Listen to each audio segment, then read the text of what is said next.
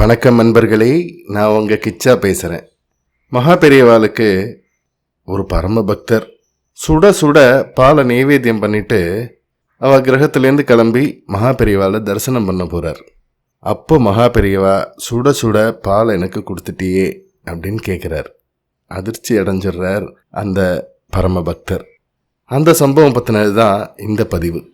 அந்த சுவாரஸ்யமான சம்பவத்தை பற்றி மேலும் பல விஷயங்கள் நம்ம தெரிஞ்சுக்கிறதுக்கு முன்னால் நம்ம சேனலை சப்ஸ்கிரைப் பண்ணாதவங்க கண்டிப்பாக பெல் ஐக்கான் கிளிக் பண்ணுங்கள், சப்ஸ்கிரைப் பண்ணுங்கள். திருச்சியில் மகா பெரியவாளோட பரம பக்தர் ஒருத்தர் இருந்தார். அவர் ஒரு ஃபோட்டோகிராஃபர். அவருக்கு விஸ்தாரமாக பூஜை பண்ணுறதோ ஸ்லோகமோ எதுவுமே தெரியாது. மகா பெரியவாளை மட்டும்தான் தெரியும். தினமும் காலையில் மகா பெரியவா படத்துக்கு முன்னாடி சமைச்சதெல்லாம் வச்சுட்டு நைவேத்தியம் பண்ணிவிட்டு அப்புறம் தான் வேலைக்கே போவார். அப்போது ஒரு சமயம் மகா பெரியவா கர்னூலில் முகாமிட்டிருந்தா. திருச்சி பக்தருக்கு திடீர்னு மகா பெரியவாளை கர்னூலில் போயாவது தரிசனம் பண்ணிட்டு வரணும் அப்படின்னு தோணித்து. உடனே ஏதோ ஒரு ரயில் டிக்கெட்டை போட்டார், கிளம்பணும்னு முடிவு பண்ணிட்டார். போகிறதுக்கு முன்னால் பாலை காய்ச்சி அப்போ தான் பாலை இறக்குறார் அடுப்புலேருந்து. அதை ஒரு டம்ளரில் விட்டு சுட சுட மகா பெரியவா படத்துக்கு முன்னாடி வச்சு நைவேத்தியம் பண்ணிட்டு கிளம்புறார். கர்னூலில் ஏகப்பட்ட கூட்டம். இவரால் உள்ளே போக முடியல. ஒரு மணல் மேட்டில் ஏறி நின்றுண்டு மகா பெரியவாளை இருந்து தரிசனம் பண்ணிவிட்டு சாயங்காலம் கொஞ்சம் சீக்கிரமாக வந்துடலாம் அப்படின்ற எண்ணத்தோட கொஞ்சம் ஏமாற்றத்தோடையும் கிளம்புனார். அங்கேருந்து கொஞ்சம் தூரம் போனவரை யாரோ ஒருத்தர் பின்னாடி பின்தொடர்ந்து வந்து கூப்பிடுறார். நீங்கள் தானே திருச்சியிலேருந்து வந்திருக்கேள் அப்படின்னு. ஆமான்றார் அந்த பரம பக்தர். மகா பெரியவா உங்களை அழைச்சிட்டு வர சொன்னா அப்படின்றார் அவரை பின்தொடர்ந்து வந்தவர். நம்ம ஃபோட்டோகிராஃபர் பரம பக்தருக்கு என்னையா அப்படின்னு சந்தோஷத்தோடு இழுக்கிறார். நீங்கள் ஃபோட்டோகிராஃபர் தானே அப்படின்னு கேட்குறார் பின்தொடர்ந்து வந்தவர். நம்ம பரம பக்தரும் ஆமாம் அப்படின்றார். அப்படின்னா வாங்கோ, உங்களை தான் கூப்பிடுறா மகா பெரியவா அப்படின்றார் அவரை பின்தொடர்ந்து வந்த நபர்.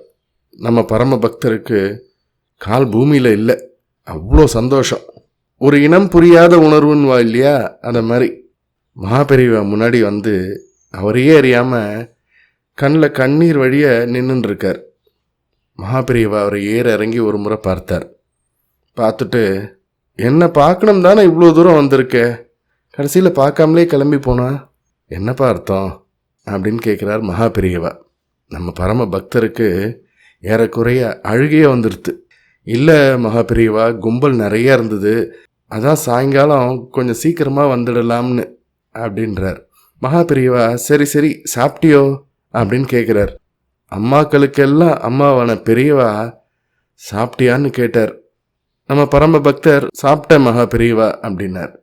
மகா பெரியவா கேட்குறார், என்னோட வாயை பார்த்தியோ அப்படின்ட்டு நாக்கை நீட்டி காட்டி சூடுபட்டது மாதிரி செவந்து புண்ணாக இருக்குது பார்த்தியா, உதடெல்லாம் கூட புண்ணாயிடுத்து, ஏன் தெரியுமா உனக்கு அப்படின்னு கேட்குறார். பக்தருக்கு இதெல்லாம் கனவா இல்லை நினவா அப்படின்றதே புரியல. குதிகாலில் நின்று ஒரு சின்ன இடுக்கு வழியாக தரிசனம் பண்ண மாட்டோமா அப்படின்னு ஏங்குறவா பல கோடி பேர் இருக்கிற இடத்துல இவரை கூப்பிட்டு மகா பெரியவா இவ்வளோ நேரம் பேசின்னு இருக்கார், அதுவும் இவ்வளோ கிட்ட வச்சுண்டு. அப்புறம் சொல்கிறார் மகா பெரியவார்கிட்ட, நீ பாட்டுக்கு பாலை கொதிக்க கொதிக்க வச்சுட்டு அவசரமாக கிளம்பி வந்துட்ட, அதான் என் வாயெல்லாம் வெந்து போயிடுது அப்படின்னு. பக்தருக்கு அப்போ தான் தெரியறது, மகா பெரியவா முன்னாடி பாலை வச்சுட்டு வந்தது ஞாபகத்துக்கு வருது.